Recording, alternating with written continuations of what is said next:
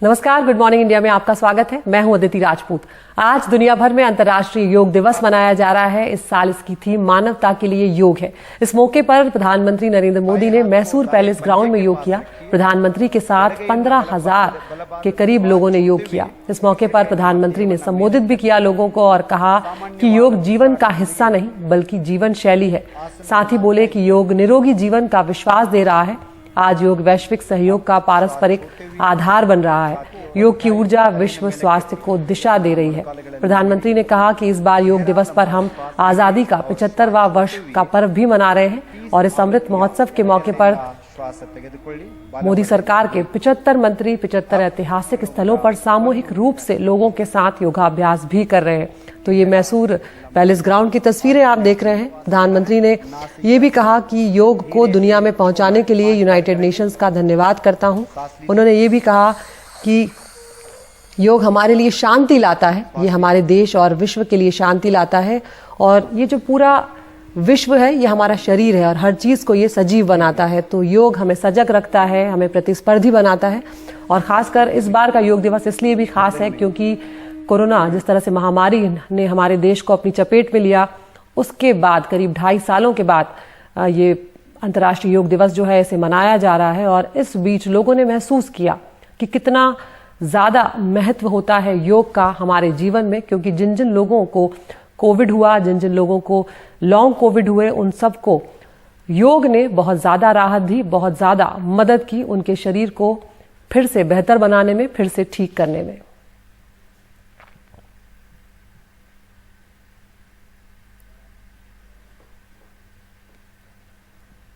तो 21 जून को ही विश्व योग दिवस क्यों मनाया जाता है, उसकी भी एक अपनी खास वजह, उसका खास महत्व है। आज सूर्य दक्षिणायन होता है।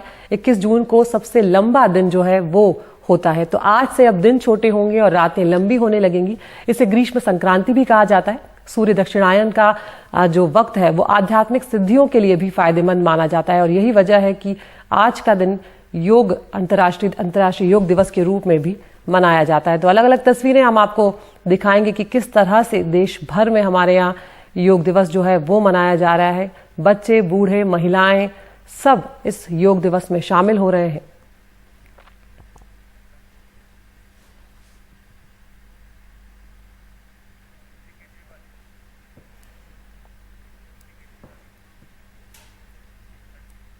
और सबसे पहले आपको दिखाते हैं यहाँ पर कि दिल्ली में क्या कुछ चल रहा है। दिल्ली के मुख्यमंत्री अरविंद केजरीवाल भी यहाँ पर योग करते नजर आए। और करना चाहते हो हमें एक मिस्ड कॉल मारो, हम दिल्ली सरकार की तरफ से आपको फ्री में टीचर भेज दिया करेंगे।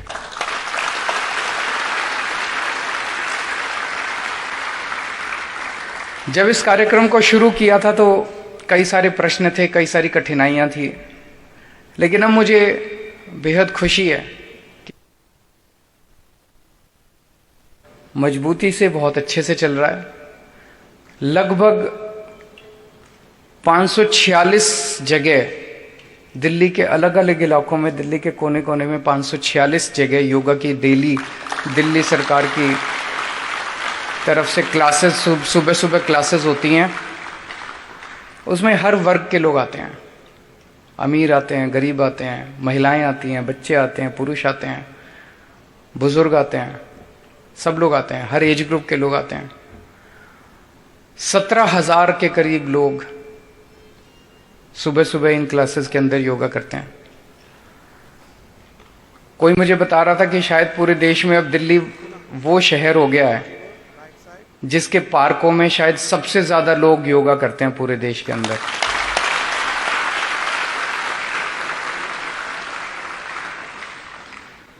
लेकिन मैं इससे संतुष्ट नहीं हूं।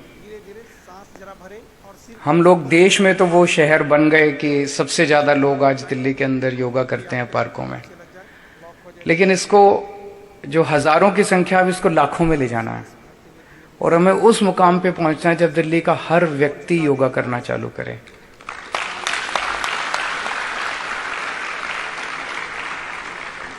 हमने दिल्ली में मोहल्ला क्लिनिक तो खूब बना दिए, दिल्ली के अस्पताल भी खूब अच्छे कर दिए, दिल्ली में सारा मेडिकल ट्रीटमेंट भी फ्री कर दिया। किसी को कोई बीमारी हो अस्पताल चले जाओ, कोई पैसा नहीं लगेगा, सारी दवाइयाँ, टेस्ट, ऑपरेशन सब सरकारी अस्पताल जाने की जरूरत ही क्यों पड़े? अस्पताल क्यों जाएं? बात केवल पैसे की थोड़ी है कि दवाइयाँ फ्री कर दी, टेस्ट फ्री कर दिए तो अस्पताल जाते रहो, घूमते रहो, ये थोड़ी है। हमें बीमार होना ही क्यों है? बीमारी कोई अच्छी चीज थोड़ी है। हमें बीमार होना ही क्यों है?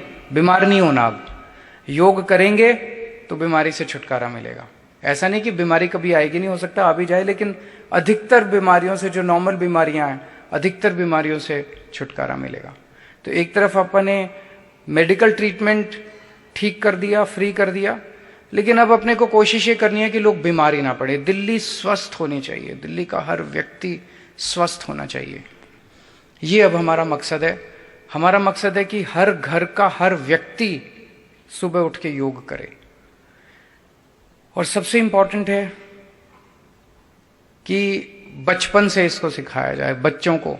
आज दिल्ली के शिक्षा मंत्री भी यहीं बैठे हैं, तो मैं इनसे निवेदन करूंगा कि अगर स्कूल्स के अंदर इसको शुरू किया जा सके किसी तरह से। मैं 8वीं क्लास में योग सीखा था। 8वीं क्लास के बाद जब गर्मी की छुट्टियां हुई तो हमारे घर के पास एक योग आश्रम था, तो 2 महीने की छुट्टियां थी, हमारी कॉलोनी के कुछ बच्चे वहां एनरोल हो गए, मैं भी उनके साथ चला जाया करता था। सो उस वक्त जो योग, उस टाइम सारी चीजें सीखी थी, सारी क्रियाएं सीखी थी, नेति, सूत्र नेति, जल नेति, धोती, कुंजल, सब सीखे हम लोगों ने। सारी क्रियाएं किया करते थे, सारे आसन कर लिया। बच्चे होते हैं, उनकी बॉडी भी बड़ी फ्लेक्सिबल होती है। उसके बाद से जगह जगह जाना हुआ, नौकरी के लिए, पढ़ाई के लिए। कहीं योग चालू रहा, कहीं लेकिन एक तरह से साथ रहा योग। कई बार हुआ कि कई दिन रेगुलर भी हुआ, कई बार हुआ कि छूट भी गया बीच में, लेकिन जो बचपन में सीखा हुआ था वो साथ रहा। तो बचपन में अगर हम बच्चों को योग की आदत डाल देंगे तो बच्चे फिर जिंदगी भर कहीं ना कहीं कुछ ना कुछ कभी शुरू होगा योग, कभी नहीं भी होगा, कभी रेगुलर भी होगा, कभी नहीं भी होगा। तो बचपन में बच्चों को, सबको अपने को योग सिखाना, ये एक और हमारा ऑब्जेक्टिव है।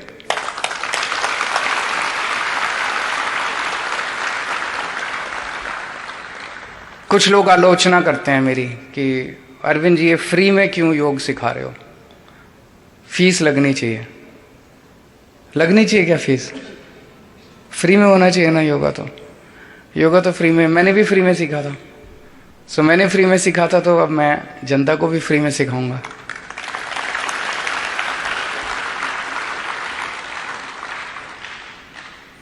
और जितनी जिंदगी की सबसे खूबसूरत और जरूरी चीजें हैं वो सब फ्री हैं।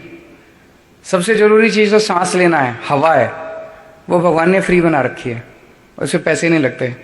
अब पता नहीं आने वाले टाइम में कोई ऐसे पूंजीपति आए जो हवा पे भी टैक्स लगा दें, लेकिन भगवान ने तो बेचारे ने फ्री हवा कर रखी है। तो योगा भी बड़ी खूबसूरत देन है भगवान की, प्रकृति की खूबसूरत देन है योगा। तो योगा भी फ्री होना चाहिए। हम तो फ्री में सिखाएंगे, आलोचना करने वाले करते रहें। तो आप सब लोगों को फिर से एक बारी अंतर्राष्ट्रीय योग दिवस की बहुत बहुत बधाई। लेकिन एक चीज है, आज यहाँ एक दिन के जितने लोग आए हैं, आज प्रण लेके जाएं कि अब डेली योगा करेंगे। आप लोग स्वस्थ रहें, खुश रहें, तन और मन से दुरुस्त रहें, ऐसी मेरी प्रभु से कामना है। बहुत बहुत शुक्रिया।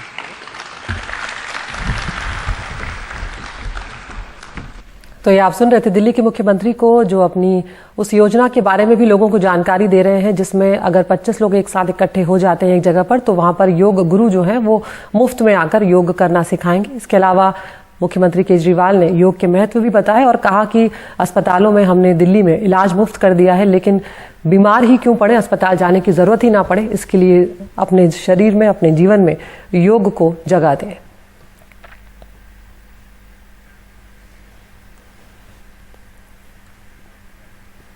तो त्यागराज स्टेडियम में हमारी सहयोगी सुकीर्ति द्विवेदी भी पहुंची। उन्होंने उन लोगों से बातचीत की जो काफी उम्रदराज भी हैं और कुछ बहुत यंग भी हैं।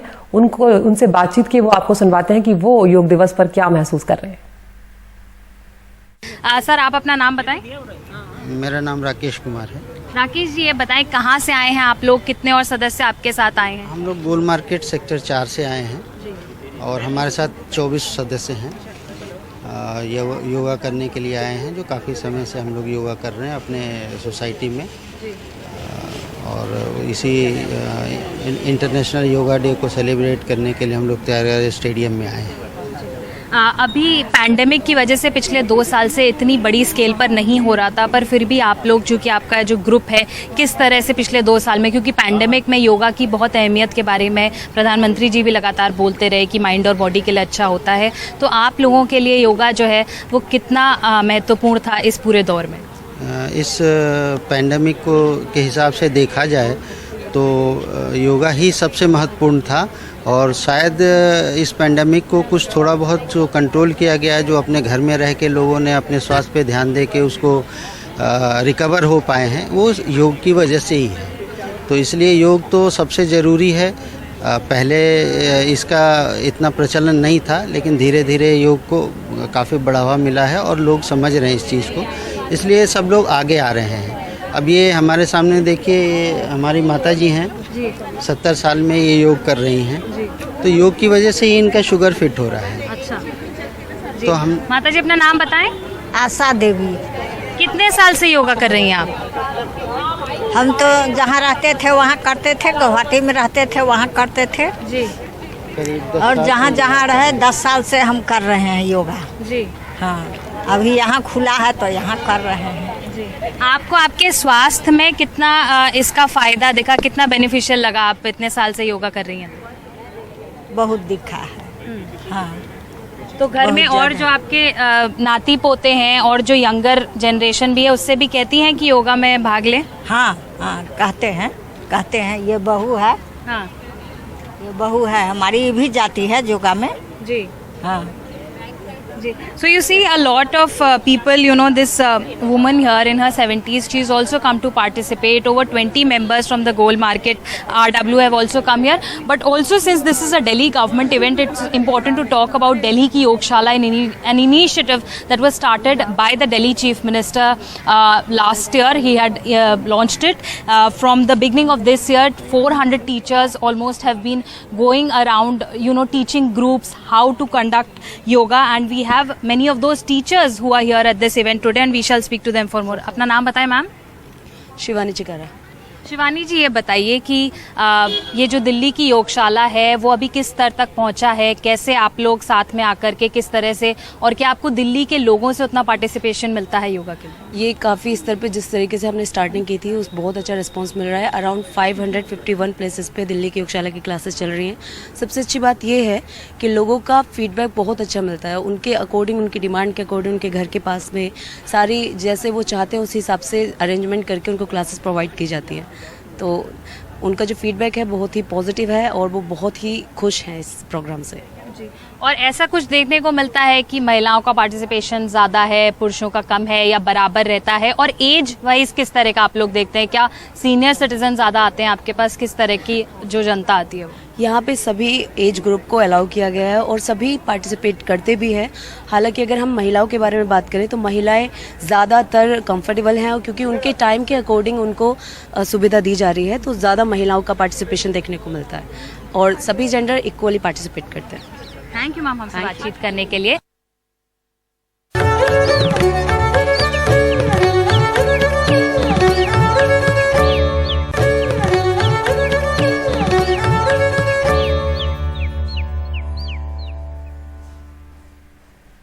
तो आज हमारे देश में और दुनिया भर में अंतर्राष्ट्रीय योग दिवस मनाया जा रहा है, और हमें ये भी समझना होगा कि दिल्ली में एक बार फिर से कोविड के जो मामले हैं वो बढ़ रहे हैं, और इसीलिए अपने फेफड़ों को मजबूत करने के लिए और शरीर के सभी अंगों को मजबूत करने के लिए हमें योग का सहारा जरूर लेना चाहिए। योग को अपने जीवन में जरूर शामिल करना चाहिए। तस्वीरें आप देख रहे हैं मैसूर पैलेस ग्राउंड की, कर्नाटक में, जहां पर प्रधानमंत्री नरेंद्र मोदी पहुंचे और करीब 15,000 लोगों के साथ योग की क्रियाएं उन्होंने की है। उन्होंने यहाँ पर कई सारी बातें भी कही। लोगों को संबोधित करते हुए उन्होंने कहा कि योग जीवन का हिस्सा नहीं बल्कि जीवन शैली है। साथ ही वो बोले कि योग निरोगी जीवन का विश्वास दे रहा है।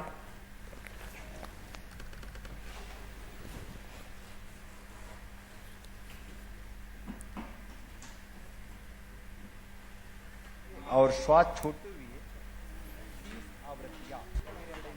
जैसे भारत के आध्यात्मिक केंद्रों ने जिस योग ऊर्जा को सदियों से पोषित किया, आज वो योग ऊर्जा विश्व स्वास्थ्य को दिशा दे रही है। आज योग वैश्विक सहयोग का पारस्परिक आधार बन रहा है। आज योग मानव मात्र को निरोग जीवन का विश्वास दे रहा है। ये तस्वीरें आत्मिक बोध के विस्तार की तस्वीरें हैं, खास तौर पर तब जब दुनिया ने बीते 2 सालों में सदी की इतनी बड़ी महामारी का सामना किया हो। इन परिस्थितियों में देश, द्वीप, महाद्वीप की सीमाओं से ऊपर योग दिवस का ये उत्साह, ये हमारी जीवटता का भी प्रमाण है। योग अब एक वैश्विक पर्व बन गया है।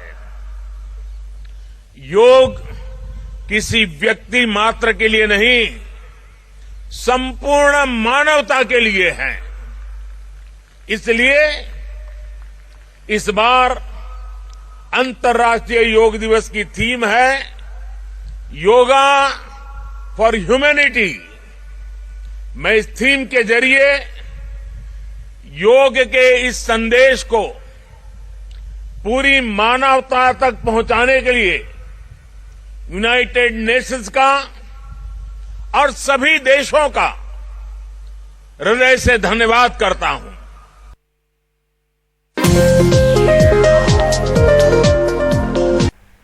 और योग दिवस पर हमारे जवानों ने भी अलग अलग जगहों से और बहुत ही दुर्गम इलाकों से योग करते हुए नजर आए हैं। वहां पर वो उनका जज्बा, उनका जोश देखने लायक है। इंडो तिब्बत बॉर्डर पुलिस के जवान जो हैं वो हिमाचल प्रदेश, लद्दाख, उत्तराखंड, सिक्किम, अरुणाचल प्रदेश के अलग अलग बर्फीली जगहों पर योग करते नजर आए। इन विपरीत परिस्थितियों में कैसे दिल और दिमाग को एक करके ध्यान केंद्रित किया जाता है, हमें इन जवानों से सीखने की प्रेरणा मिलती है। तो आप अंदाजा लगा सकते हैं कि इन बर्फीली जगहों पर कितना कम होगा तापमान, लेकिन बावजूद उसके बड़ी ही सहजता से ये जवान योग करते हुए नजर आ रहे हैं। उत्तराखंड की तस्वीरें आप देख रहे हैं।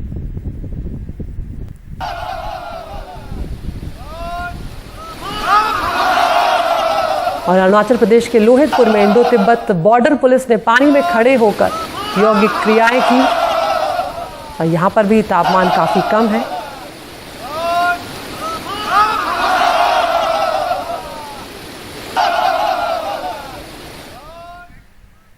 तो पूरा देश आज योग दिवस जो है वो मना रहा है। और शिव की नगरी काशी भी कैसे अछूती रहती। वाराणसी के सभी 84 घाटों पर लोग ध्यान करते, योग करते नजर आए। सुबह से ही हर घाट पर छात्र छात्राएं, सेना के जवान, आम नागरिक योग करते दिखे। यहाँ योग दिवस के मौके पर लोगों ने खासा उत्साह भी देखने को मिला है। गंगा घाटों पर लोगों का कि सुबह से ही खासी भीड़ भी देखने को मिली है। हमारे सहयोगी अजय सिंह की रिपोर्ट आपको दिखाते हैं।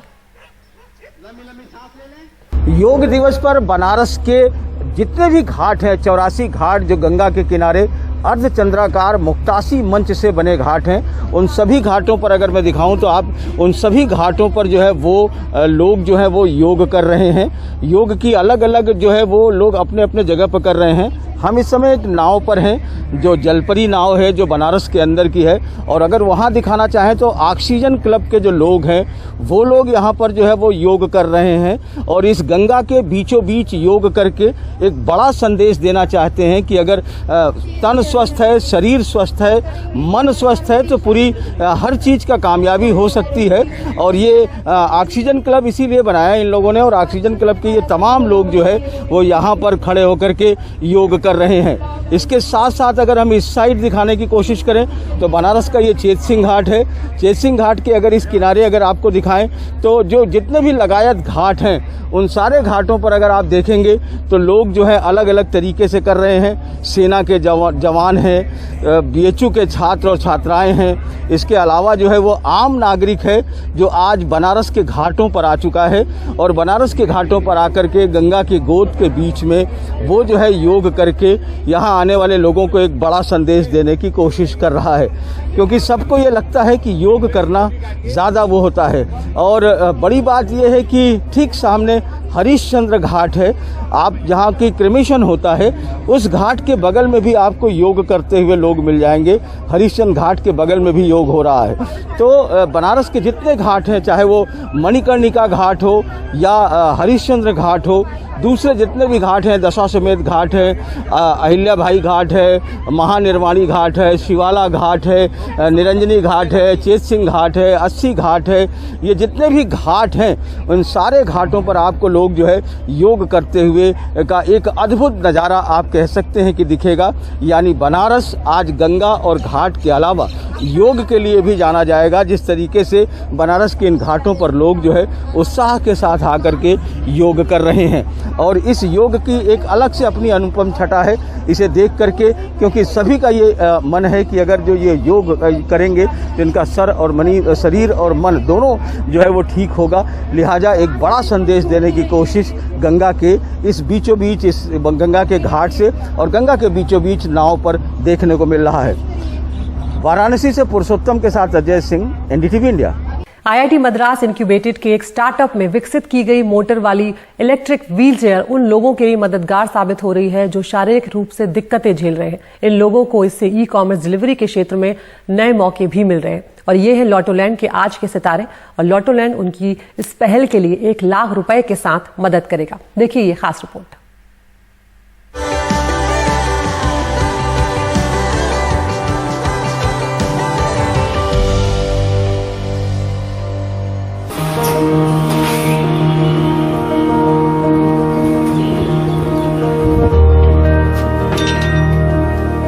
चेन्नई के गणेश शायद देश के पहले ऐसे शख्स हैं जो स्पाइनल कॉर्ड में परेशानी के बाद से व्हील चेयर पर फूड डिलीवरी करते हैं। 2006 में एक ट्रक ने उनको टक्कर मार दी। इसके बाद तकरीबन 7 वर्षों तक वो घर से ही काम करते रहे। लेकिन IIT मद्रास में डिजाइन की गई मोटराइज्ड इलेक्ट्रिक व्हील चेयर ने उनकी आमदनी के अवसरों में बढ़ोतरी कर दी। एक बटन दबाते ही पिछला हिस्सा एक साधारण व्हील चेयर में बदल जाता है, जिससे उनको अपने लक्ष्य तक पहुंचने में आसानी होती है।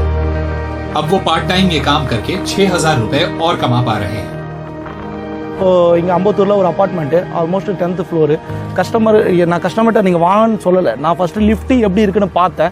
ஸோ வீல் சேர் எனக்கு வந்து வீல் சேர் போகிற அளவுக்கு லிஃப்ட் ஃபெசிலிட்டி இருந்ததுனால ஸோ என்ன பண்ணேன், வீல் சேர் ஃப்ரண்ட் வீலை கட்டி விட்டுட்டு இமீடியட்டாக வீல் சேரில் போனால் 10th ஃப்ளோரில் போனேன். கஸ்டமர் ரொம்ப ஹாப்பி। कुछ ही किलोमीटर की दूरी पर शारीरिक तौर पर पूरी तरह से सक्षम नहीं राजाराम ने जोमैटो के साथ काम शुरू किया है।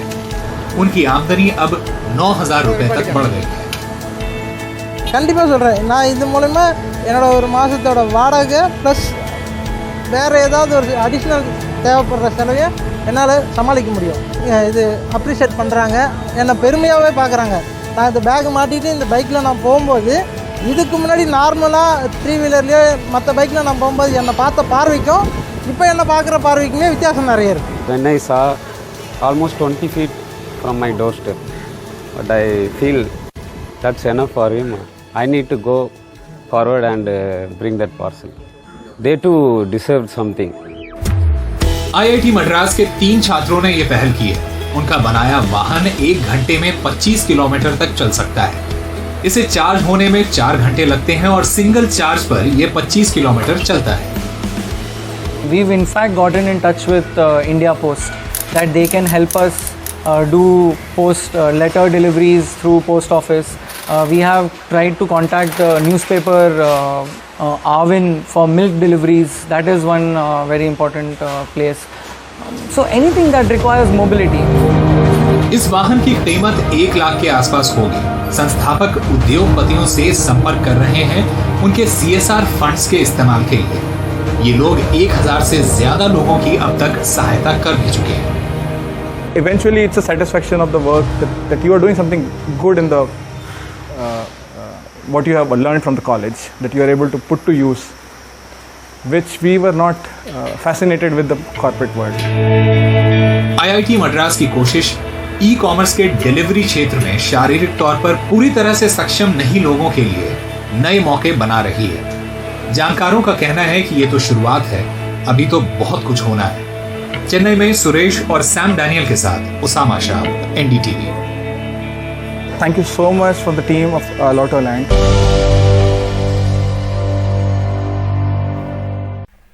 नमस्कार, गुड मॉर्निंग इंडिया में आपका स्वागत है। मैं हूं अदिति राजपूत और इस वक्त बड़ी खबर आ रही है। अग्निपथ योजना पर सुप्रीम कोर्ट पहुंच गई है केंद्र सरकार। आपको बता दें कि अग्निपथ योजना जो है उसको चुनौती देने के लिए 3 याचिकाएं जो हैं सुप्रीम कोर्ट में अब तक दाखिल हो चुकी हैं, लेकिन अब खुद केंद्र सरकार जो है वो भी सुप्रीम कोर्ट का रुख कर चुकी है। केंद्र सरकार ने कैविएट याचिका दाखिल की है और कहा है कि हमारा पक्ष सुने बिना सुप्रीम कोर्ट इस मामले में या इस योजना को लेकर कोई भी आदेश जारी ना करे। तो आपको बता दें कि 3 वकीलों ने इस योजना को चुनौती देते हुए अलग अलग याचिकाएं सुप्रीम कोर्ट में दाखिल की हैं। 3 अलग अलग याचिकाएं अब तक अग्निपथ योजना के खिलाफ दाखिल हो चुकी हैं और अब खुद केंद्र सरकार जो है वो भी सुप्रीम कोर्ट पहुंच गई है और कैविएट याचिका जो है वो इस मामले में दाखिल की है। हमारे सीनियर एडिटर आशीष भार्गव हमारे साथ जुड़ गए हैं फोन लाइन पर। आशीष, कैविएट याचिका क्या होती है और क्या कुछ केंद्र सरकार की यहाँ पर कोशिश नजर आ रही है? जी देखिए आदित्य, सुप्रीम कोर्ट में के जो नियम है उस रूल्स के मुताबिक एक और प्रावधान है। जैसे याचिकाएं दाखिल की जाती हैं, अपील दाखिल की जाती हैं, रिट याचिकाएं दाखिल की जाती हैं, PIL दाखिल की जाती हैं, क्रिमिनल अपील हाईकोर्ट के फैसले के खिलाफ या सिविल अपीलें दर्ज की जाती हैं। इसी तरीके से कैविएट एक सुप्रीम कोर्ट के रूल्स में है। कैविएट का मतलब होता है जो एक ऐसा पक्ष जो प्रभावित होता हो कोर्ट के किसी भी आदेश से, तो ऐसे में वो एक कैविएट दाखिल कर सकता है। एक सामान्य भाषा में 1-2 लाइन होती है उस याचिका में और ये गुजारिश की जाती है अदालत से कि कोई भी फैसला अगर वो इस मुद्दे पर कर रहा है या सुनवाई वो इस मुद्दे पर कर रहा है तो उसका पक्ष भी सुना जाए। ये किसी अपील के खिलाफ नहीं होता है, लेकिन एक जेनरिक होता है जब किसी भी व्यक्ति को, किसी भी पार्टी को जो प्रभावित पक्ष है, चाहे वो सरकार हो, चाहे वो कोई भी इंडिविजुअल व्यक्ति हो, कोई सामान्य नागरिक हो, अगर उसे ये लगता है कि इस मामले में कोई याचिका अगर दाखिल होगी, अदालत कभी एक पक्षीय कोई उसको सुने बिना कोई आदेश न जारी कर दे, एंटरिम आदेश, तो उसको लेकर ये कैविएट याचिका दाखिल की जाती है। बहुत कम होता है जब सरकार, खासतौर पर केंद्र सरकार ऐसी मुद्दों पर कैविएट लेकर पहुंचे, लेकिन इस बार क्योंकि मामला काफी गंभीर है, हम देख रहे हैं किस तरीके से देश भर में विरोध प्रदर्शन चल रहा है, विपक्षी पार्टियां भी सरकारों को घेर रही हैं, बड़े सवाल उठाए जा रहे हैं, तो वहीं पर लाजमी था कि ये मामला कोर्ट पहुंचता। 3 याचिकाएं दाखिल हो चुकी हैं और अब केंद्र सरकार खुद पहुंची है कि कोई भी आदेश जारी करे, कोई भी सुनवाई सुप्रीम कोर्ट करे तो कम से कम उसकी बात जरूर सुनी जाए। तो काफी अहम है मुद्दा ये, ऐसे मोड़ पर जहां पर देश की सबसे बड़ी अदालत एक ऐसी याचिकाएं पहुंची हैं जो केंद्र सरकार का हम कह सकते हैं कि उसका ये दावा है कि बहुत अच्छी ये योजना है जो बहुत लाभ करेगी युवाओं को, लेकिन ये तो अदालत जब इस मामले को देखेगी, सुनवाई करेगी, तमाम तथ्यों को समझेगी, तो उसके बाद ये कहा जा सकता है कि उसके दावों में कितना दम। जी आशीष, आपने जिक्र किया कि अग्निपथ योजना को चुनौती देने वाली 3 याचिकाएं जो हैं वो दाखिल हो चुकी है। अगर आप संक्षेप में बता पाएं क्या कुछ उन तीनों याचिकाओं में कहा गया इस योजना के खिलाफ? जी देखिए, मोटा मोटी इन तीनों जो याचिकाएं हैं उसमें कहा गया है कि इस योजना पर रोक लगाई जाए, इसकी समीक्षा भी कराई जाए। एक याचिका में जो विशाल तिवारी की याचिका उसका ये कहना है कि जो हिंसा हुई है उसकी भी SIT से जांच कराई जाए और कि आखिरकार इस हिंसा के पीछे कौन लोग हैं, और दूसरी चीज एक सुप्रीम कोर्ट के रिटायर्ड जज की एक कमेटी बनाई जाए और वो समीक्षा करे कि भारतीय जो सेना है उस पर इस योजना का क्या असर पड़ेगा। दूसरी तरफ जो अब हर्ष अजय सिंह ने दाखिल किया उसमें इस पर रोक लगाने की मांग की गई है कि इस योजना को रद्द कर दिया जाए, इस पर रोक लगाई जाए। ML शर्मा भी यही मांग रहे हैं, मनोहर लाल शर्मा, कि इस योजना पर की समीक्षा की जाए, उस पर फिलहाल रोक लगाई जाए। और ये काफी अहम ऐसे मोड़ पर है जहां पर एक योजना का विरोध हो रहा है देश भर में, हर रात तकरीबन हर राज्य में इसका विरोध हो रहा है। बहुत प्रदर्शन हुए हैं, हिंसक प्रदर्शन भी हुए हैं, बहुत सारी पब्लिक प्रॉपर्टी को डैमेज किया गया है, लेकिन यहाँ पर अभी फिलहाल सुप्रीम कोर्ट की तरफ से इस मुद्दे पर कोई बात नहीं हुई है। तो लिहाजा केंद्र सरकार ने एहतियात के तौर पर, हालांकि केंद्र सरकार की बात सुने बिना इस मुद्दे पर शायद अदालत आगे न बढ़ती, लेकिन मामला इतना गंभीर है कि खुद केंद्र सरकार को कैविएट लेकर सुप्रीम कोर्ट में आना पड़ा है। बहुत बहुत शुक्रिया आशीष इस तमाम जानकारी के लिए। तो सुप्रीम कोर्ट पहुंची है केंद्र सरकार, कैविएट याचिका दाखिल की है और कहा है कि अग्निपथ योजना के खिलाफ या उस बारे में कोई आदेश जारी ना किया जाए तब तक जब तक हमारा पक्ष ना सुन लिया जाए। और हम देख रहे हैं कि लगातार इस योजना को लेकर युवा जो हैं वो खासे नाराज हैं, वो विरोध कर रहे हैं। और हरियाणा एक ऐसा राज्य है जहां से बड़ी तादाद में जवान जो हैं वो सेना में शामिल होते हैं। और इस योजना को लेकर जो विरोध प्रदर्शन चल रहे हैं उस सब के बीच हरियाणा के मुख्यमंत्री मनोहर लाल खट्टर ने अग्निवीरों को नौकरी देने की बात कही है। उन्होंने ट्वीट किया है, उन्होंने लिखा है कि मैं घोषणा करता हूं कि अग्निपथ योजना के तहत 4 वर्ष देश की सेवा करने के बाद वापस आने वाले अग्निवीरों को गारंटी के साथ हरियाणा सरकार में नौकरी दी जाएगी। तो एक ये बड़ी घोषणा हरियाणा सरकार की तरफ से की गई है। मनोहर लाल खट्टर खुद मुख्यमंत्री ने ट्वीट करके ये जानकारी दी है। आगे बढ़ रहे हैं, महाराष्ट्र का रुख करते हैं जहां पर शिवसेना के कुछ विधायक नाराज हैं। और ये बड़ी खबर इस वक्त आ रही है, शिवसेना नेता एकनाथ शिंदे सहित कुछ विधायकों के गुजरात के सूरत में होने की बात यहां पर सामने आई है। कुल 11 शिवसेना विधायक सूरत के मेरिडियन होटल में मौजूद होने की खबर आ रही है। और ये शिवसेना सहित महाविकास अघाड़ी के लिए कहीं ना कहीं एक बड़ा झटका साबित हो सकता है। सोहित मिश्रा हमारे साथ जुड़ गए हैं मुंबई से। सोहित, ये अपने आप में बहुत बड़ी खबर है क्योंकि सरकार का जो भविष्य है उस पर सवाल उठ सकते हैं। और ये जो खबर आ रही है इसको लेकर क्या जानकारी मिल रही है, इस नाराजगी की वजह क्या है? जी बिल्कुल, देखिए कल ही मेरी एकनाथ शिंदे से मुलाकात भी हुई थी। वो विधान भवन में मौजूद थे, लेकिन वो दोपहर के बाद वहां से गायब हो गए, यानी वहां से वो चले गए। आमतौर पर वो ऐसा करते नहीं हैं। जब राज्यसभा चुनाव भी हुए थे तब भी वो सुबह तक वहां पर मौजूद थे। और शिवसेना की अगर बात करें तो एकनाथ शिंदे एक ऐसे लीडर हैं जिनके बारे में कहा जाता है कि जो ऑर्गेनाइजेशनल स्किल्स है वो उनके पास काफी है। यानी किसी चीज को, कोई इवेंट हो या कोई चीज को जारी रखना हो, उसमें एक बड़ा नाम है एकनाथ शिंदे। लेकिन कल दोपहर से वो नॉट रीचेबल हैं और अब जो जानकारी मिली है वो सूरत पहुंचे हैं। पिछले कुछ समय से एकनाथ शिंदे या उनकी तरह और भी कुछ नेता हैं जो अपने आप को साइडलाइन माने जा रहे हैं। एकनाथ शिंदे ने शिवसेना को उस समय भी वो आगे लेकर जा रहे थे जब शिवसेना विपक्ष में थी और जब शिवसेना बीजेपी के साथ भी थी। अगर आप महानगर पालिका चुनावों की बात करें तो एकनाथ शिंदे मुंबई से सटे ठाणे से आते हैं। मुंबई में जब बीएमसी चुनाव में शिवसेना और बीजेपी आमने सामने आ गई थी 2017 में, तो वहीं ठाणे की अगर बात करें तो शिवसेना ने अपने दम पर वहां पर सरकार बना ली थी, उनके पास पूर्ण बहुमत मौजूद था।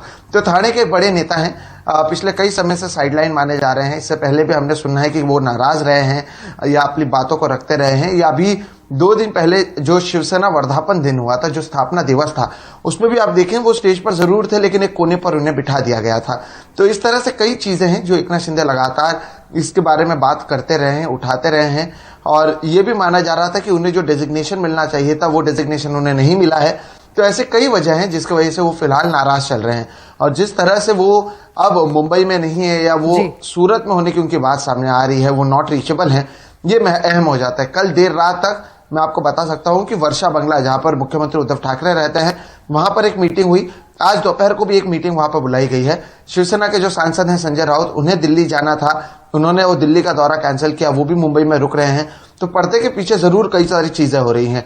11 से 12 विधायक एकनाथ शिंदे के साथ फिलहाल सूरत में होने की बात की जा रही है। और अगर ये ऐसा होता है तो एक बड़ी खबर होगी और कहीं ना कहीं सरकार के भविष्य पर भी इससे सवाल उठना शुरू हो जाएगा। क्योंकि कल भी हमने देखा किस तरह से पहले राज्यसभा चुनाव हो या फिर विधान परिषद चुनाव हो, कल तो जो बीजेपी के 5वें प्रत्याशी थे उनके लिए बीजेपी के पास मत ही नहीं थे, उनके लिए बीजेपी के पास वोट ही नहीं थे। लेकिन उसके बाद बीजेपी अपने 5वें प्रत्याशी को भी जिताने में कामयाब रही है। तो ऐसे कई सारी चीजें हैं और बीजेपी एक तरफ मजबूत होते हुए नजर आ रही है तो दूसरी तरफ एकनाथ शिंदे और उनके साथ ही कई विधायक नॉट रीचेबल हैं। सूरत में होने की बात की जा रही है और नाराज होने की बात की जा रही है। अब ये नाराजगी शिवसेना के जो मुख्यमंत्री हैं उद्धव ठाकरे वो दूर कर पाते हैं या फिर उनकी बीजेपी से नजदीकियां बढ़ती हैं, ये अब कहा नहीं जा सकता। लेकिन वो नाराज हैं और मुंबई या महाराष्ट्र में नहीं है, ये कहना बिल्कुल सही होगा। बिल्कुल सोहित, और वो बात भी याद आ जाती है जब पूर्व मुख्यमंत्री देवेंद्र फडणवीस महाराष्ट्र के थे, उन्होंने कहा था कि जब तक इस सरकार को गिरा नहीं दूंगा तब तक चैन से नहीं बैठूंगा। तो शिवसेना के कुछ विधायक नाराज हैं। खबर आ रही है शिवसेना नेता एकनाथ शिंदे सहित कुछ विधायकों के गुजरात में के सूरत में होने की बात सामने आई। बहुत बहुत शुक्रिया सोहित आपका इस तमाम जानकारी के लिए। तो सरकार के भविष्य पे कहीं ना कहीं खतरा यहां पर हो गया है।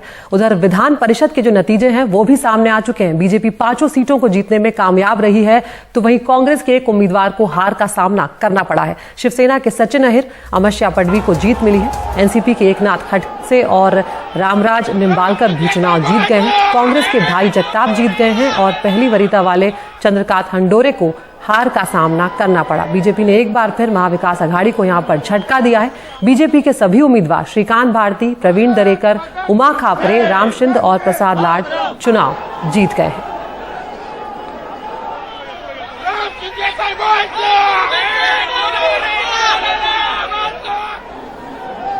हमारे सहयोगी सोहित मिश्रा ने कांग्रेस नेता और महाराष्ट्र सरकार में मंत्री बाला साहेब थोराट से विधान परिषद चुनाव के नतीजों पर बातचीत की है, वो आपको सुनवाते हैं। महाराष्ट्र विधान परिषद के चुनाव हुए हैं और उसमें एक बार फिर से महाविकास आघाड़ी को 1 सीट का नुकसान हुआ है। इस बार जो चुनाव थे उसमें सीधी टक्कर कांग्रेस और बीजेपी के बीच थी और कहीं ना कहीं जितने वोट्स कांग्रेस के दोनों प्रत्याशियों को मिलने चाहिए थे उतने भी नहीं मिले। इसके बारे में और बातचीत करने के लिए हमारे साथ कांग्रेस के वरिष्ठ नेता, कांग्रेस के सीएलपी और महाराष्ट्र के राजस्व मंत्री बाला साहेब थोराट मौजूद हैं। सर, किस तरह से देखते हैं, 2-3 दिन से मीटिंग हो रही थी, कई सारे बातें हो रही थी, जो डिफरेंस था, जितने वोट्स कांग्रेस को चाहिए थे और जितने वोट्स बीजेपी को चाहिए थे, काफ़ी ज़्यादा डिफरेंस था, लेकिन उसके बावजूद कांग्रेस के जो वोट्स हैं उनके खुद के वोट्स नहीं मिले। आप इसे किस तरह से? ये सच है कि कांग्रेस को फर्स्ट प्रेफरेंस के जो वोट थे हमारे उम्मीदवार को देने के लिए, हमारा कोटा था, हमने दिए थे फर्स्ट प्रेफरेंस के वोट्स, उसमें कमी आई है। इसका दोष दूसरे किसी को देने में तो कोई ये नहीं है, ये तो दोष हमारा है कांग्रेस के। हम जो काम कर रहे हैं उसमें क्या दोष है, क्यों ऐसा हो रहा है, इसका हमने सोचना चाहिए। हम इस पर जरूर चिंतन करेंगे और कोई ना कोई हल निकालेंगे। कांग्रेस के साथ ही एनसीपी हो, शिवसेना हो, एक महाविकास आघाड़ी के तौर पर भी इसे एक चुनाव को देखा जा रहा था। क्या दोनों पार्टी, जो बाकी 2 पार्टी हैं, उनसे भी आपको जितना समर्थन मिलना चाहिए तो वो मिला या नहीं? क्योंकि कांग्रेस की सीट्स का ऐलान होने के पहले ही शिवसेना हो, उनके जो कार्यकर्ता हैं वो बाहर जश्न मनाते हुए नजर आ रहे हैं। तो महाविकास आघाड़ी ने ये चुनाव साथ में लड़ा है या कांग्रेस, शिवसेना और एनसीपी ने चुनाव अलग अलग लड़ा? आप महाविकास आघाड़ी को भी इसके लिए जिम्मेदार मानेंगे? नहीं, हमारे जो सहयोगी पार्टीज है, शिवसेना या राष्ट्रवादी हो, हमारे महाविकास आघाड़ी को, उनको बिल्कुल दोष में इस डिसीजन में नहीं दूंगा। ये जो निकाल हुआ उसमें बिल्कुल नहीं दूंगा, क्योंकि ये जो हमारे कांग्रेस के वोट से उसमें कमी आई है, तो दूसरे को दोष देने में क्या ये है? तो इसलिए पूरा दोष तो हमारे जो हुआ है उस पर हमें सोचना पड़ेगा कि क्या हुआ है और उस पर डिसीजन लेना पड़ेगा। क्या आपको कोई ऐसी वजह लग रही है जिसकी वजह से आपके विधायक नाराज हों, या जिस तरह से कांग्रेस की भी एक अब तक एक शिकायत रही है सरकार से कि उनके फंड्स हों या उनकी बातें हों वो महाविकास आघाड़ी सरकार में नहीं सुने जाते हैं, क्या उसे भी आप एक जिम्मेदार मानते हैं? जो महाविकास आघाड़ी का 2 साल पूरे करके हम आगे गए हैं और उसमें कुछ प्रॉब्लम है, और ऐसा है कि एक पार्टी का सरकार होता है वही भी प्रॉब्लम होते हैं। प्रॉब्लम तो हमेशा होती ही है, कुछ ना कुछ तो चलता है। एक पार्टी के सरकार होता है तभी भी, यहाँ भी थे, लेकिन उसमें से भी बहुत। आगे बढ़ते हैं, राहुल गांधी की बात करते हैं। नेशनल हेराल्ड मनी लॉन्ड्रिंग मामले में कांग्रेस नेता राहुल गांधी से प्रवर्तन निदेशालय आज फिर पूछताछ करेगा। सोमवार को भी राहुल गांधी से ईडी के अफसरों ने लंबी पूछताछ की और हम सीधा रुख कर रहे हैं हमारी सीनियर एडिटर नीता शर्मा का। नीता, कल रात 12:30 बजे के करीब राहुल गांधी जो हैं वो ईडी के दफ्तर से बाहर निकले हैं। कल को लेकर क्या कुछ जानकारी सामने आई है और आज फिर ये पूछताछ क्या फिर से सुबह 11 बजे शुरू होगी या कुछ और वक्त मिलेगा, क्योंकि कल काफी देर हुई है रात में?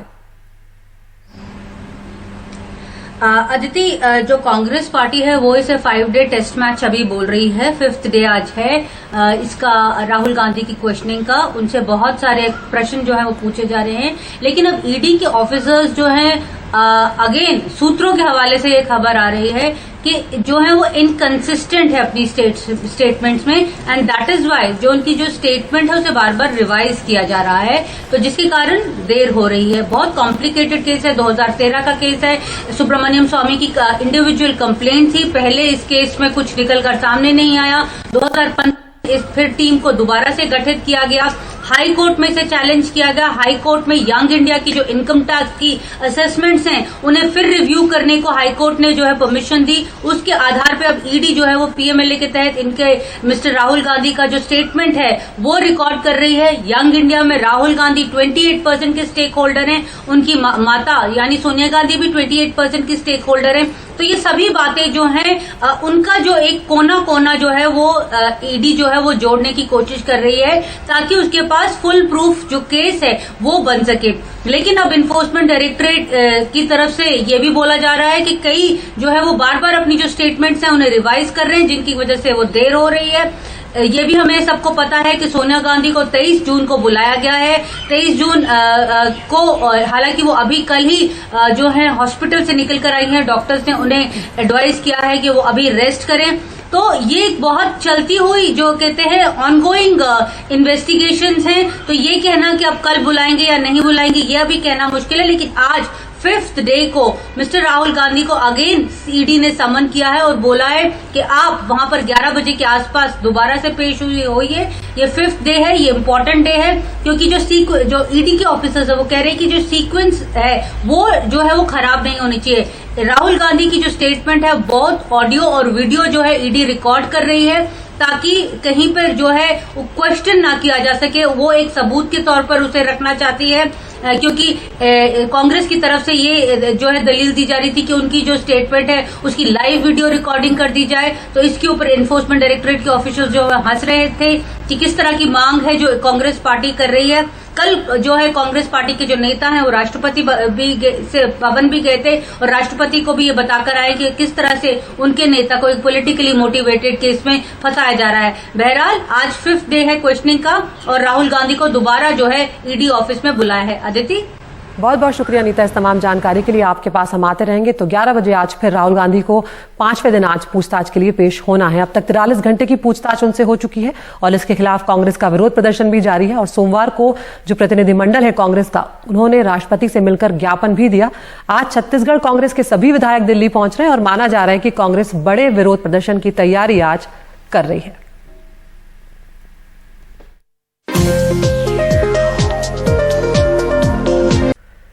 राष्ट्रपति पद के उम्मीदवार के नाम पर आज बीजेपी संसदीय बोर्ड की बैठक में चर्चा हो सकती है। ये बैठक आज शाम करीब 6:45 बजे होने जा रही है, जिसमें पार्टी के सभी बड़े नेता शामिल होंगे। आपको बता दें कि बीजेपी लगातार ये कोशिश कर रही है कि सभी पार्टियां एक ही उम्मीदवार पर एक मत हो जाएं ताकि किसी दूसरे उम्मीदवार की जरूरत ना पड़े, गुंजाइश ना बचे। और राष्ट्रपति उम्मीदवार को लेकर दिल्ली में आज 17 विपक्षी दलों की भी बैठक हो रही है। आज की बैठक में विपक्ष राष्ट्रपति उम्मीदवार के नाम पर मुहर लगा सकता है। इस बैठक में टीएमसी अध्यक्ष ममता बनर्जी मौजूद नहीं रहेंगी। इससे पहले भी नाम तय करने को लेकर विपक्ष की बैठक हो चुकी है। कांग्रेस ने गोपाल कृष्ण गांधी का नाम सुझाया है, लेकिन उन्होंने खुद को उम्मीदवारी से अलग करते हुए आम सहमति बनाने पर जोर दिया।